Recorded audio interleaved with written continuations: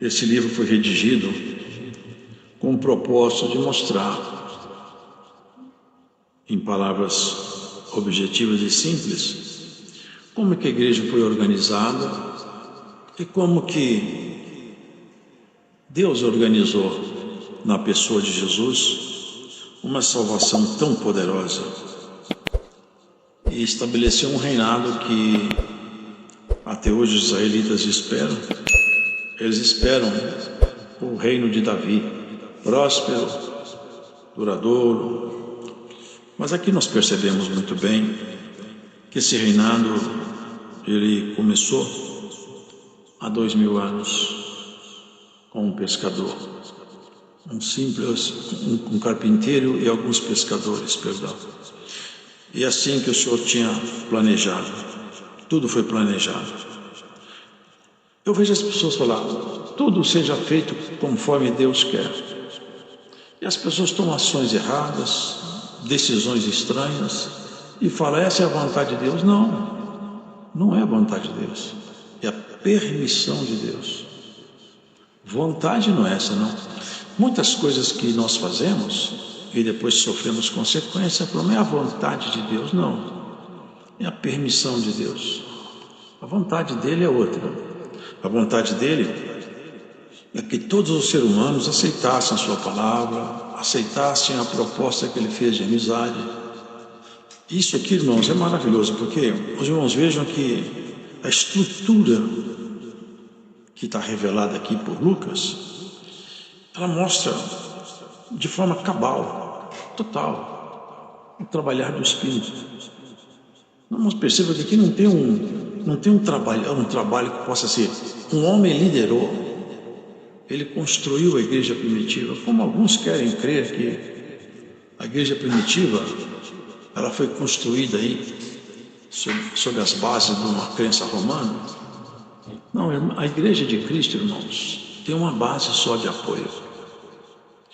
Eles falam que o primaz da igreja romana é o primeiro sucessor de Pedro, porque Pedro recebeu então sobre ele a construção da igreja.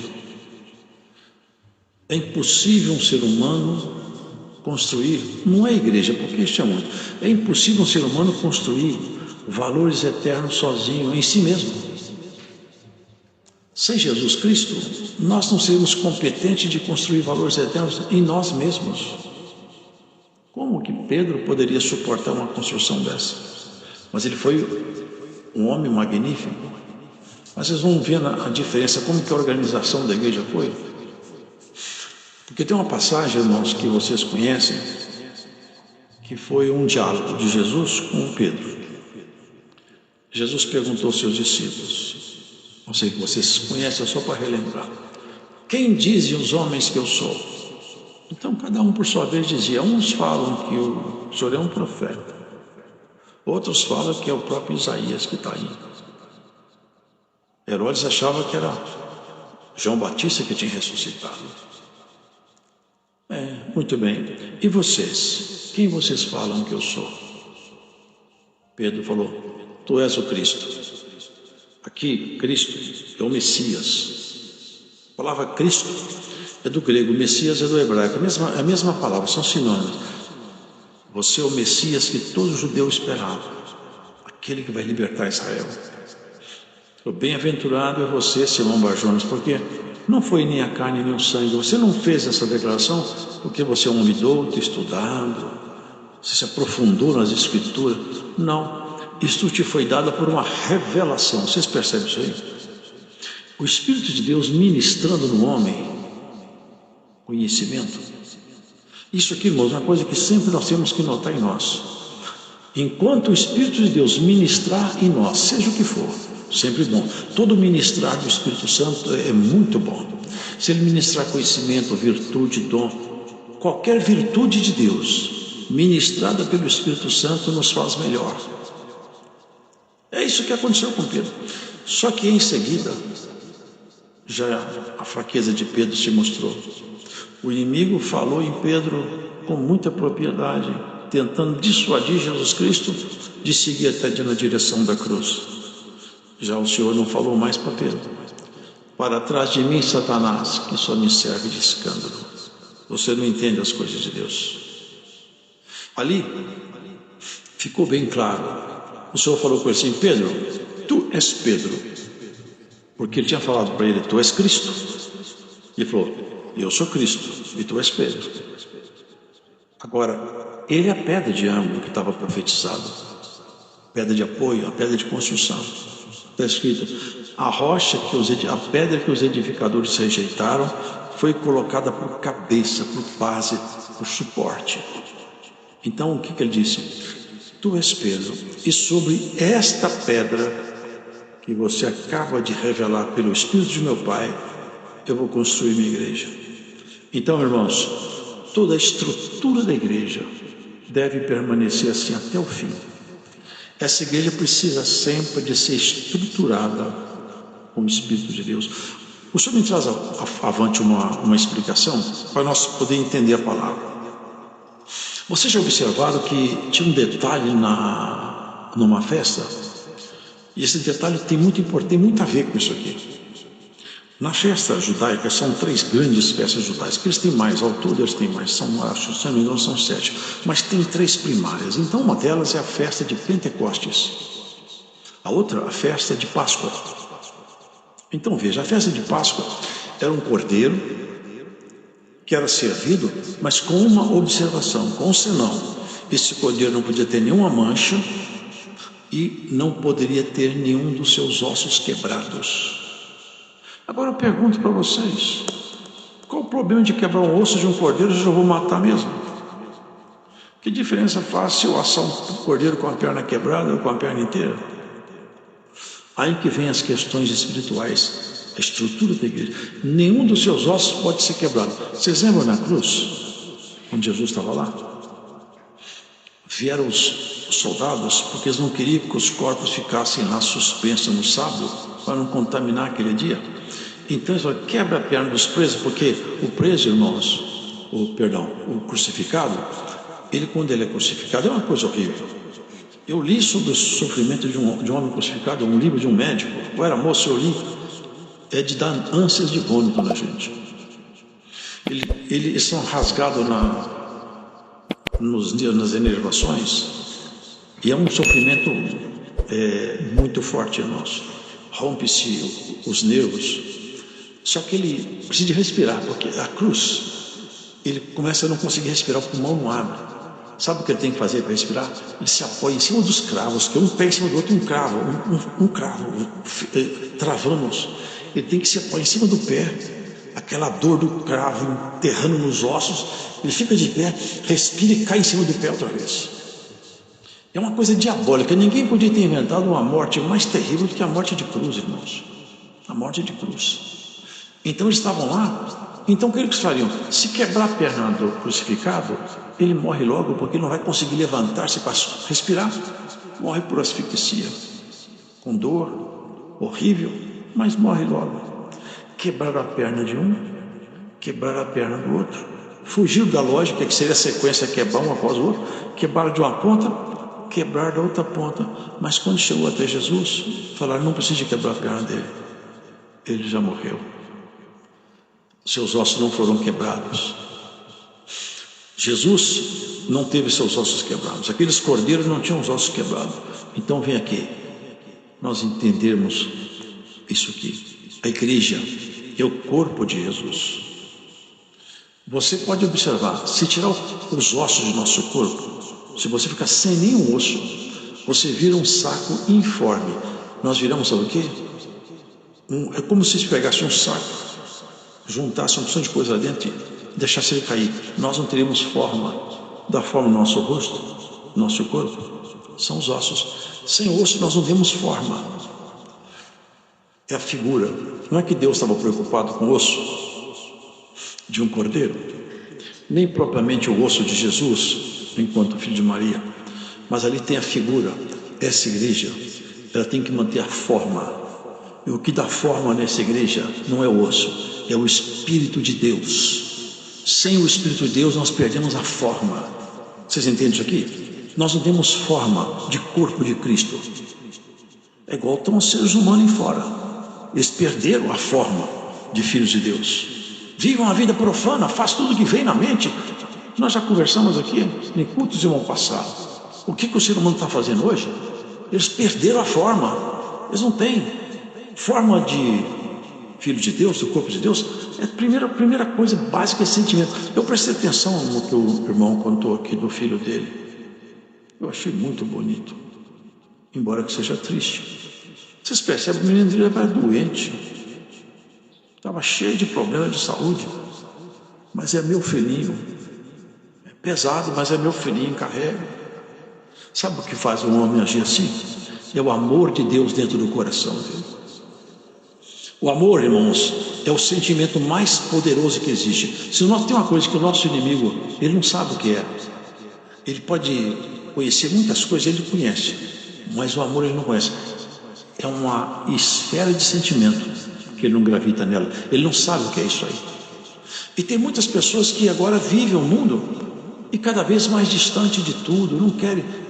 Aqui nós vemos a organização da igreja. Vocês perceberam como que essa igreja começa a ser organizada? Não foi por acaso que Lucas escreveu isso aqui. Porque essa igreja, a estrutura dela não pode mexer. Nós não podemos nos tornar um clube religioso. Nós temos que continuar sendo o corpo sacerdotal de Jesus. Em qualquer um de nós, bom seria que a qualquer momento que o Senhor quisesse manifestar alguma coisa, livremente Ele comunicaria conosco. Ainda que a gente não permita isso pela nossa conduta. Nós não permitimos. Nossa conduta não permite, mas se nós tivéssemos uma conduta dentro do que Ele propõe, irmãos, o reino dele, porque estão esperando o reino. Eu vejo continuamente, me passam notícia do que estão fazendo em Israel para construir um templo. Eu vi um grupo de pesquisadores chegando à conclusão que agora eles podem construir o templo, porque o templo, segundo uma medição que eles fizeram lá, buscando referendo no livro de Ezequiel e Zacarias, o templo realmente não é onde eles falam que está lá. É o desejo, o anseio doentio e compreensível de que se faça um templo para Jesus, ou para o Messias voltar. Mas o templo para o Messias voltar já está construído, vocês entendem? É você, é você. Esse é o templo que o Messias construiu. Esse templo, Jesus não vai procurar templo para entrar lá, irmãos. Não vai entrar nenhum Messias no templo. O templo, ele falou, derriba esse templo, em 3 dias eu construo ele outra vez. Derriba esse templo aí, Deus constrói um definitivo, já está proposto nele. Esse é o templo que Jesus propôs construir. Aqui dentro, a estrutura de nosso sentimento e caráter. Vocês entendem isso aí? Ele está construindo em nós o verdadeiro templo. Essa é a graça de Jesus. E nós vemos aqui como que foi a organização inicial primitiva. Não começou com um discurso bonito. Não começou com uma preparação, uma reunião de doutos. Começou com um grupo lá que estava bem apertado, por sinal, a coisa não estava boa. A perseguição estava estabelecida.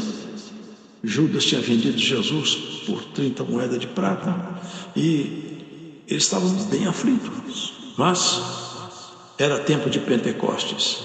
Vocês percebem que as coisas de Deus são tudo ligadas? A festa de Pentecostes é a festa, eu já falei isso aqui, é quando os judeus pegam os primeiros frutos do campo e entregam para o sacerdote. Falou, nós pegamos a primícia do campo e entregamos para o sacerdote, a oferta para o nosso Deus, os primeiros frutos. Os frutos na região de Israel. Aqui, os sacerdotes começaram a primeiro os frutos, mas fruto diferente agora, que não dá nesse chão aqui, dá nesse chão aqui. São os dons de Deus, as primícias de Deus agora, para o sacerdote que são vocês, somos nós, entregar para o nosso Deus.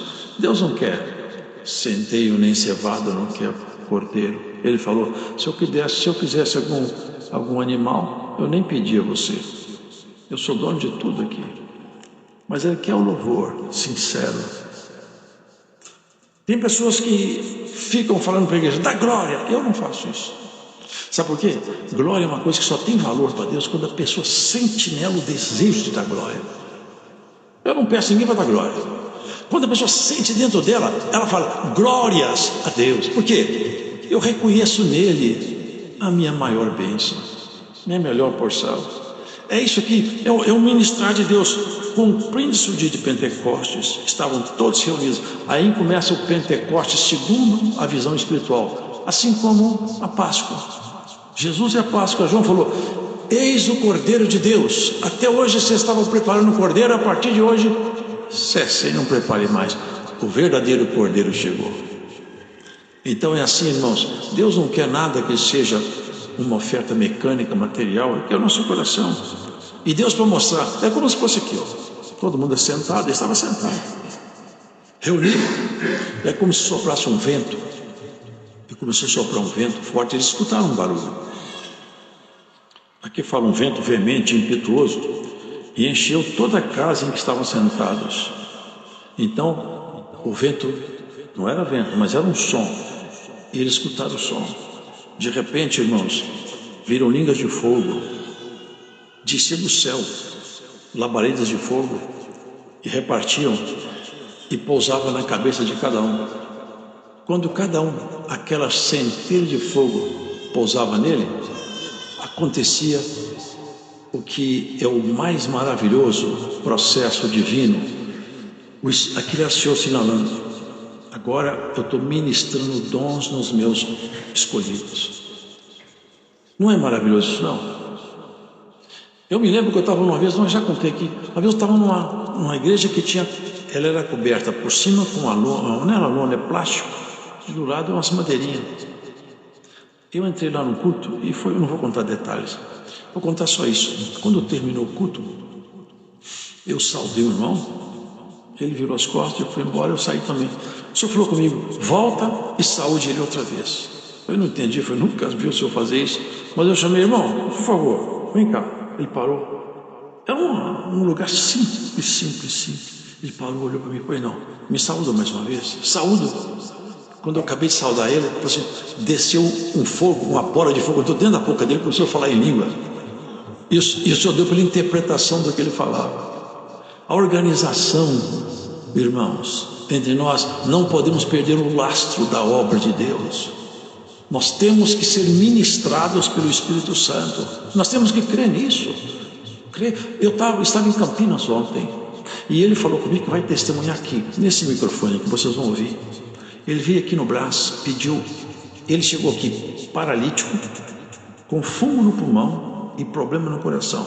E todos lá conhecem, vocês não conhecem, mas somos vindo em cadeira de roda. Andando, eu nem poderia saber que ele era um homem assim. Irmão, eu fui ungido no Brás. E Deus me libertou. Não tem cadeira de roda, não tem fumo em pulmão, não tem problema no coração, eu estou liberto. É o ministrar de Deus. O ministrar de Deus é maravilhoso. É isso aqui que nós estamos vendo, uma organização. Receberam o Espírito Santo, foram cheios do Espírito Santo. Sabe o que é cheio do Espírito Santo? Aqui nós somos vazios, mas à medida que o Espírito Santo vai chegando em nós vamos realmente sendo cheios de peso, de valor, de conteúdo, de obra, de postura, de firmeza. Você entrou aqui vazio hoje, vazio? Por essa palavra, Deus pode encher você do Espírito dele, basta você querer. Deus não te põe nada à força, mas não está descendo língua de fogo, mas está correndo aqui a palavra de Deus. Mas se você aceita, Ele põe em você uma porção maior do Espírito dele. E você tendo uma porção maior do Espírito Santo, você é mais feliz. É um homem mais feliz. Você entende melhor a vida, entende melhor as coisas. Quando o Espírito Santo manifesta em nós, nós entendemos aquilo que até então não entendíamos. A nossa mente abre. Nós passamos a compreender coisas que a nossa intelectualidade, a nossa razão humana não é capaz, não é competente. Deus desvenda segredos. Ele quebra paradigma. Ele abre portas, Ele fecha portas. É o Espírito Santo ministrando. Ali estavam, enquanto eu li aqui, eu contei que eu acho que foi umas 17 nações que eu contei aqui. gente de todas as línguas, vendo os galileus falando. Tinha mais ou menos que eu contei de 15 a 17 idiomas distintos. E fluía o idioma aqui. Como que pode isso? Eu já vi, e já vi esse questionamento. Uma pessoa fala um idioma fluente, sem sotaque. É tão difícil falar um idioma novo, tão difícil. E de repente, assim, num piscar de olhos, a pessoa domina com fluência um idioma. Que coisa maravilhosa, não é, irmão? E não é só isso. O ministrado do Senhor são muitos dons, muitos dons. Dom de cura. Eu não vou falar não, mas estava sentado aqui um dia, disse um amigo, é um ancião, Deus tem dado para ele dom de cura. Aonde ele vai, ele ora, só levanta. Ele está doente. Ele não cura ele mesmo, cura os outros. Eu tinha um amigo que era assim. Ele tinha um dom. Minha filha, não sei, ela falou que vinha aqui, não sei se ela está indo. Ela tinha um problema que o nosso currículo era para o hospital. Esse irmão um dia estava na minha casa, me visitando. Ele olhou para ela e falou assim, vem cá, pôs nela a mão. Irmão, Luiz, você não vai lembrar, mas quando você lembrar da doença da sua filha, ela já terá ido embora, nunca mais vai voltar. E de fato, quando nós lembramos, ela já estava curada. Ele tinha uma diabetes pesada, ele falou assim, irmão, eu ponho a mão, Deus já me usou para curar os outros, eu ponho a mão na minha cabeça, não acontece nada, eu ponho a mão na cabeça dos outros, acontece. É que o dom é para os outros, não é para a pessoa. É o corpo sacerdotal sendo trabalhado. Vocês acreditam que Deus continua ministrando dons, fazendo milagre? Vocês acham que Deus anda distraído? Vai vir aqui esse irmão aqui, que foi aqui no braço, aqui. Um dos irmãos anciãos aqui do braço, que ungiu ele. Não fui eu não, viu? Não fui eu que ungi, não. Você sabe o que é isso? É o operar do Espírito de Deus. É coisa maravilhosa, não é, irmão? Coisa maravilhosa. E todos se maravilhavam. O que quer dizer isso? Mas é bonito. Alguém levanta lá. Vocês já perceberam isso? Como que as pessoas interpretam Deus, Jesus e a gente? Um levantou lá. Esses homens estão cheios de mosto. Sabe o que é mosto? É o primeiro vinho fermentado, aquele vinho com a primeira fermentação, vinho forte. Esses homens estão cheios de mosto. Sabe? Esses homens estão embriagados, beberam muito. 9 horas da manhã, estão falando sempre porque estão bêbados. Pedro levantou, em pé, ficou diante deles. Varões e irmãos, seja para vocês notório uma coisa, escutarem minhas palavras. Esses homens não estão embriagados como vocês estão pensando. Sendo a 3ª hora do dia, o dia começa a contar a partir das 6 da manhã. Então aqui no caso era 9 horas. Mas isso é que foi dito pelo profeta Joel. Olha como é que a palavra de Deus é perfeita e como ela não tem costura. Joel profetizou, olha o que nos últimos dias acontecerá, diz Deus, que do meu espírito derramarei sobre toda a carne, e os vossos filhos e as vossas filhas profetizarão, os vossos mancebos terão visões, os vossos velhos sonharão sonhos, e também do meu espírito derramarei sobre os meus servos e as minhas servas naqueles dias, e profetizarão. Portanto, irmãos, era cumprimento de uma profecia antiga. E tem profecia nova, porque ele falou, quando eu derramar o meu espírito sobre alguém, em cada um, Deus ministra um dom diferente. Um é visão, outro é paciência, outro é conselho, outro é profecia, outro é língua, outro é interpretação de língua. Cada um recebe um ministrar de Deus. E nós temos o direito de pedir. Eu quero um pouco mais da porção do teu Espírito. Eu queria um dom. Pedir dons é muito bom. E quem pode dar dom, gosta de ouvir quem pede. Gosta. Vai pedindo e Deus ministra. E igreja que tem dons, o dom não salva ninguém. Nós sabemos. Mas o dom ajuda a pessoa a caminhar. Ajuda a pessoa a caminhar. Se não tivesse dom nenhum, nós estávamos num deserto, irmãos. Mas como tem um dom, ajuda a gente a caminhar. Ajuda, melhora, diminui nosso sofrimento. Não é maravilhoso quando você entra na igreja e Deus fala exatamente aquilo que você esperava? Olha, hoje veio para mim uma resposta. Era isso que eu precisava hoje. Não é que veio aqui. Aqui não é um centro de adivinhação, não. Aqui é um lugar de exposição da palavra. Mas como nós cremos nos dons, os dons ainda continuam conosco. Quem não crê fica sem. Aqui nós cremos. Tem uns irmãos que Deus sempre ministra para ele alguma revelação, uma profecia. Tem outros que é ciência, tem outros que é conselho. E assim a igreja é rica. Em cada lugar que você vai congregar, você tem um tipo de riqueza para você pegar. Mas o importante é nós crermos. Eu preciso de ser ministrado pelo Espírito Santo. Eu quero alguma coisa tua. É sempre esse querer que Deus quer encontrar em nós, irmão. É isso que nós vimos aqui, maravilhoso, né, irmãos? Olha aqui. O sol se converterá em trevas. Estava a profecia aqui. Um dia me perguntaram, por que colocaram a coroa de espinho na cabeça de Jesus? Porque a coroa de ouro se põe na cabeça dos reis desse mundo. Ele era rei, mas não é desse mundo. Ele falou, o meu reino não é daqui. E como o reino dele não é daqui, enterraram na cabeça dele uma coroa. Aqueles espinhos, irmãos, ele deixa uma dor lancinante, eles rasgam o crânio. Enterraram na cabeça dele uma coroa de espinhos. Ainda teve uma ocasião que bateram com uma cana em cima da cabeça dele. É a coroa dele. Para ser rei nosso, ele tinha que passar esse coroamento aí, com angústia e com dor.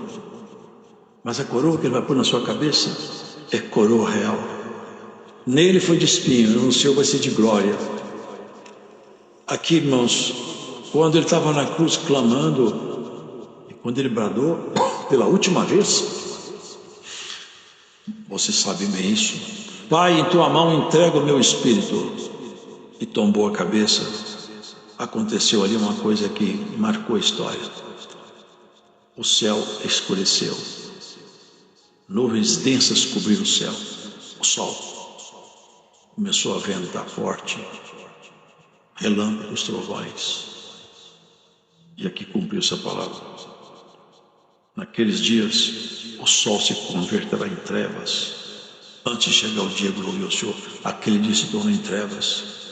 Aquele dia foi treva porque a luz que estava no mundo foi apagada por um pouco de tempo, para voltar a brilhar para sempre, na onde ele encontra um desejo de ouvir a sua palavra.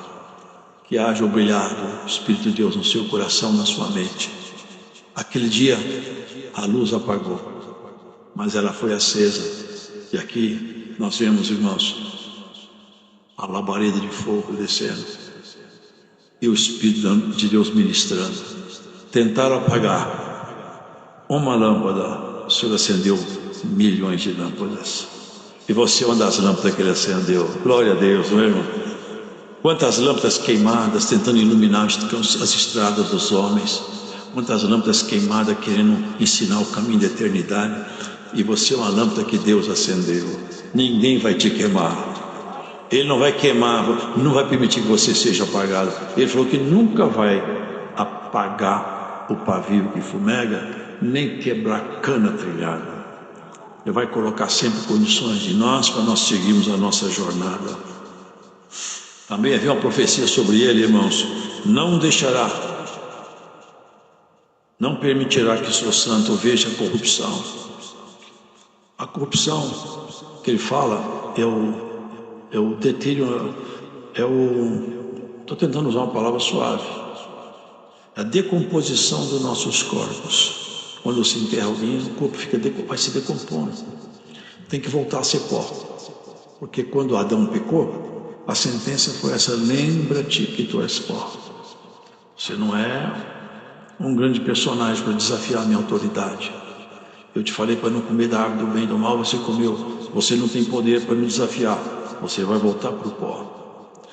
Mas todos os homens que morreram voltaram para o pó. Mas Jesus não. Ele morreu e nenhuma bactéria conseguiu entrar em ação no corpo dele. Ele estava bloqueado, blindado, por causa da santidade intocável. Se nós não tivéssemos nenhum pecado, se nós fosse capaz de amar como Jesus amou, quer saber uma coisa? Nós não ficávamos nem velhos, nem doentes. Mas esse dia vai chegar.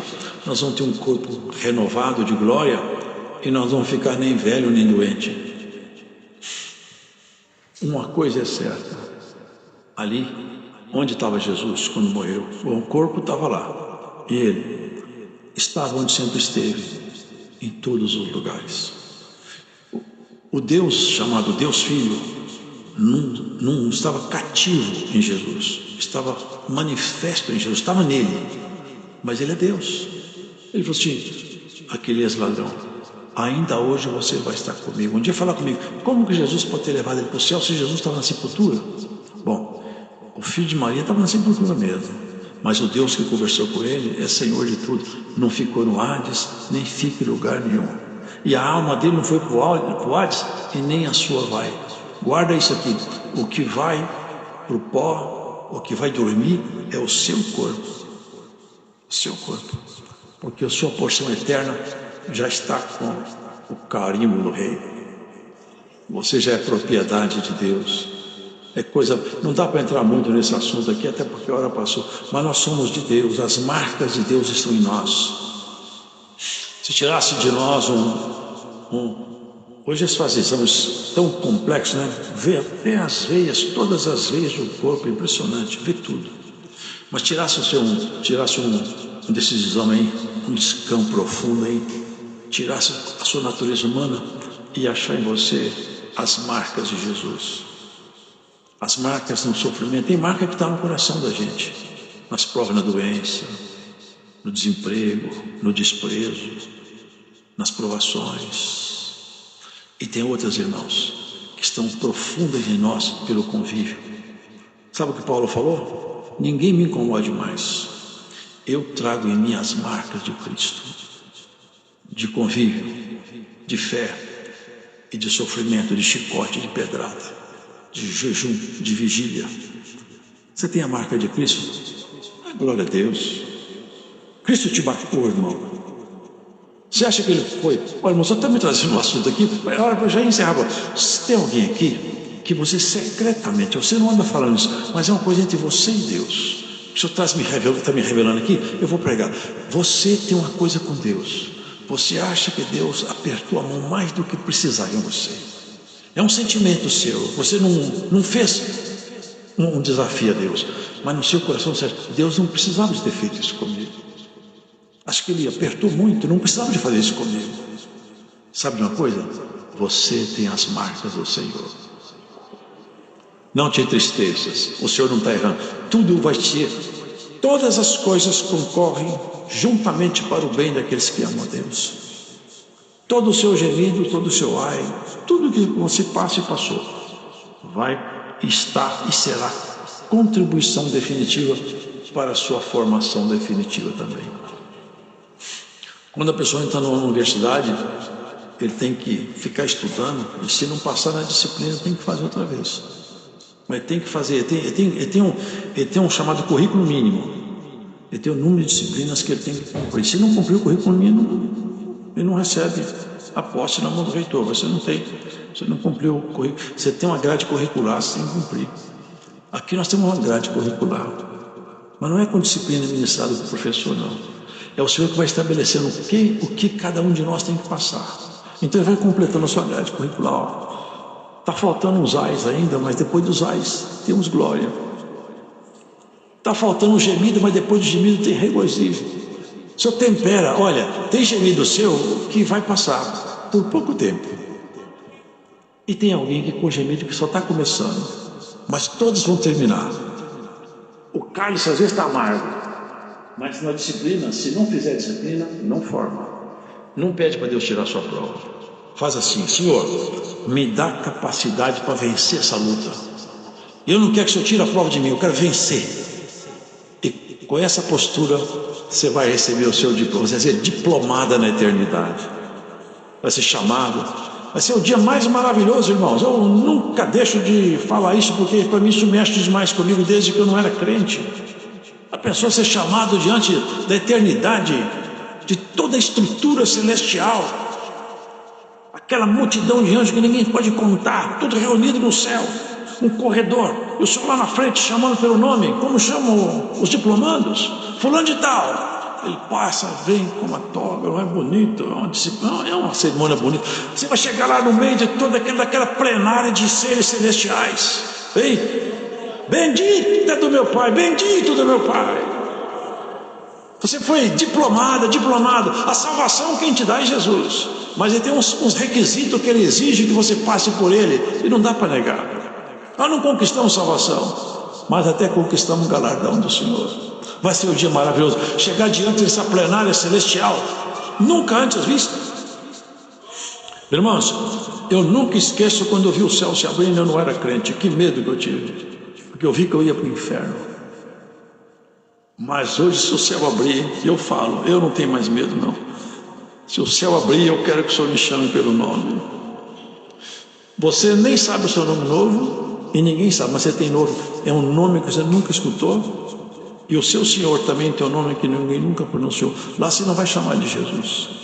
Lá você não vai chamar Maria nem Ana Paula. Você não vai ser Fabiana nem José.